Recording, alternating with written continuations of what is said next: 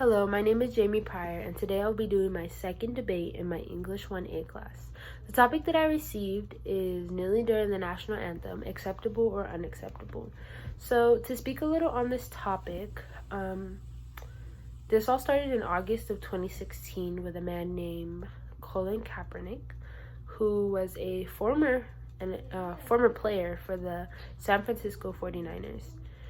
So he decided that in his third game of preseason of 2016 that he was going to take a knee to protest against police brutality and racism. Now, this was big talk during the time, and it is still today, but it caused a lot of people to agree with what he did and a lot of people to disagree with what he did. So today I will be speaking on kneeling during the national anthem, unacceptable.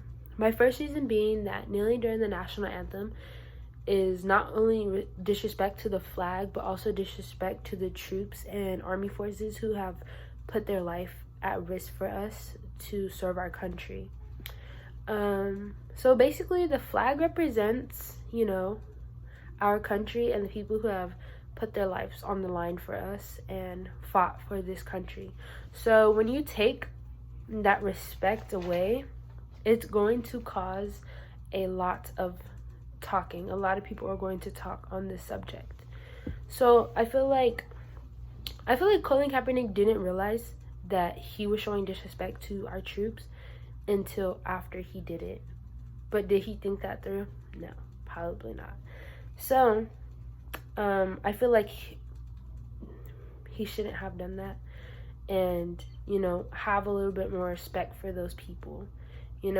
Because that's one of the ways, we go in high school, it's done. Even in middle schools, when we play sports and NFL, NBA, high school basketball games, high school football games, the first thing you do before we play is we go and we put our hands on our heart, and we sing and we turn towards the flag and we listen to the national anthem out of respect for all of those people who have given up their lives for our country, or are risking their lives still today for our country. So to take that away is so disrespectful. But a counter argument I feel that somebody would say against this is that, when somebody feels that their freedom, liberty, and justice for all is being snatched away from them, or feel like isn't being fully given to them, then this is an appropriate way. Kneeling during the national anthem is an appropriate way to show that they want to speak out, which I feel like there's so many other ways to get people's attention, especially because for example, Colin Kaepernick has a platform.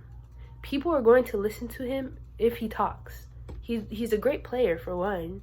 So if he were to say, okay, we need to put a stop to police brutality and racism, people are going to turn to him. They're going to listen. But instead, he decided that he was going to not use his words and take a knee. And I feel like there's so many other ways that he could have used his platform. The information that I got for my first reasoning is from procon.org. My second reason is kneeling during the national anthem is an ineffective way to promote that you want justice. This is because I feel like Colin Kaepernick knew that he was going to receive everybody's attention, but I also feel like he thought that he was going to, I feel like he thought that everyone was going to agree with the message that he was giving, because I feel like it's like a normal thing that you shouldn't be racist and that somebody would agree with. But when you take that and you kind of add it to the flag to it, now you're not only talking about something you're protesting for, but you're also disrespecting something else, which you're not going to have everybody's agree with you.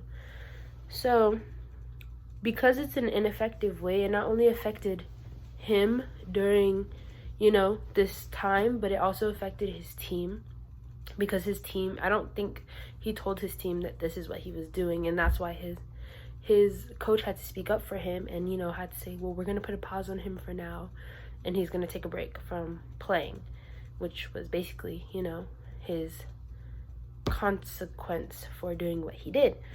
And it affected him because now, a little insight on this is that because they put a pause on him and told him to take a break, now, he has to get back into the NFL. And that's what he's doing right now, but nobody wants to take him or put him on their team because they're too afraid that he might do something like this again.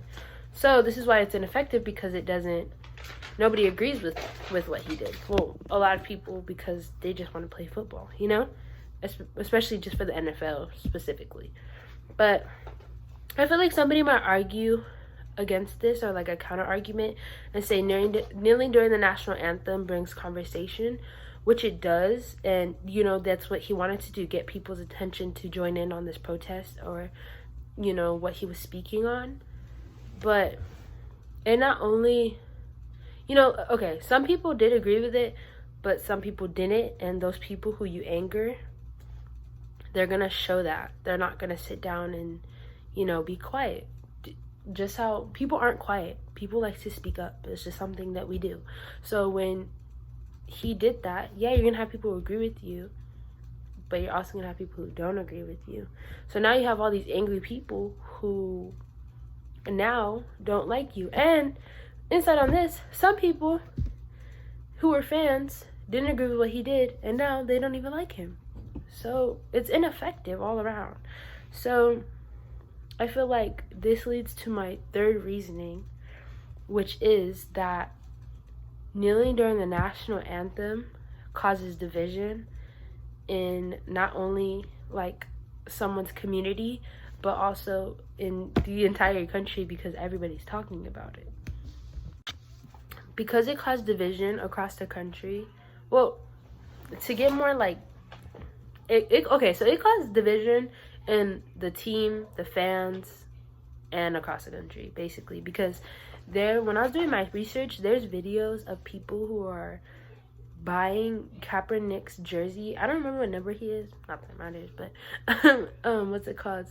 That they were having his jerseys and they were lighting them on fire, and people are recording this, and they're saying all these mean things about Kaepernick, all for him not realizing that though he did this to give off against police brutality and racism, it gave off a different message.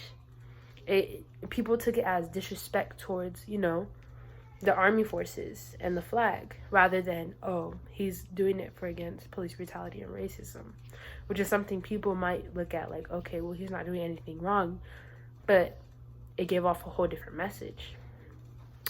So yeah, so there's a whole bunch of videos of people burning his shirt and stuff. And he's also, he received a lot of hate crimes, death threats, a lot of different things. So and people were doing it towards each other. There was people arguing, in football, high school football games and basketball games from high school, because some people decided, well, I'm gonna pull a Kaepernick, and I'm not gonna put my hand above my heart, or I'm gonna take a knee for the people I believe that should have, against racism, when really it's just giving off a different message. Now I feel like somebody might argue against this and say, they're fighting, they're speaking out, it's an amendment, it's okay to speak out. But at the end of the day, you have to think, like, am I giving off the right message, or is this giving off something else? Because now you have all these people who are against each other, and now people are seeing it as, well, if you don't agree with me, you're being racist. And it's not that, it's that they seen a different message. Not everybody is receiving the same message.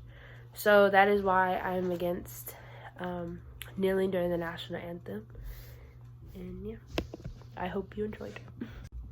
The information that I got for my second and third reasonings are from nytimes.com and connectusfund.org.